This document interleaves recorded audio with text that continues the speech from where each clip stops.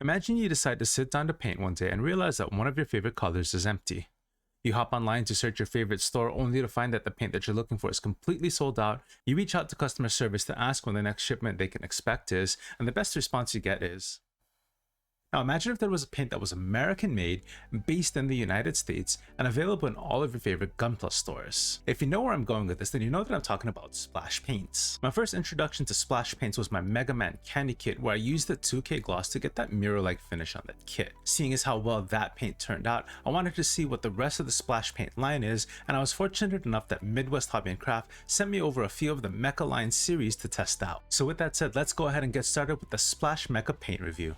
The first thing to note about these paints is that they are pre-thinned. I'm always happy to see paint companies offering pre-thinned paints, as there's no wasted time or paint trying to figure out the proper ratio. Coming in at 30 milliliters of airbrush ready paint, these bottles are equal to a 10 milliliter jar of Mr. Hobby paint at the recommended thinning ratio that they give, and they also come with an included mixer ball. One thing I wish these paints had were pour spouts. However, if you have any leftover Hobby meal nozzles, these seem to fit the bottles, but test them at your own risk. If you want pipettes like I used in this video, you can order a pack of them from Amazon, and I'll leave a link in the description for you guys to check out.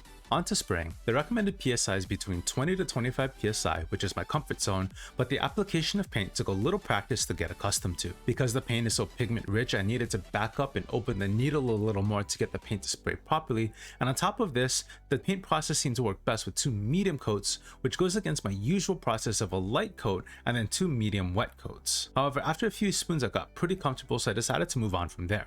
Now that we got the paint laying properly, let's look at the colors. Because the paint again is so pigment rich, the colors are nice and vibrant, and mixing is as easy as counting the drops as you add them to your cup. Given that the paint only requires 2 coats, your 30 milliliters really go a long way, and the only exception to this is the pure white, which I found to need 3 to 4 coats to get that bright clean finish. Speaking of finish, the Splash Mecha line dries to a matte, slightly satin finish. There is a minor light reflection, but that's mainly due to the absolute smooth finish that this paint has. Normally when using matte paints, you'd need a gloss coat before panel lining or you risk ruining the finish. However, because this paint is so smooth, you can still panel line directly on the paint, and if you forget to gloss your piece before panel lining, it won't absolutely ruin your paint job, but don't make a habit out of it, and be sure to protect your paints with a top coat when completely finished. Finally, let's check out the scratch resistance. I figured the best way to test this would be to just assemble the kit without the top coat and see what happens. So let's go ahead and do that and take a look at the kit when it's all done.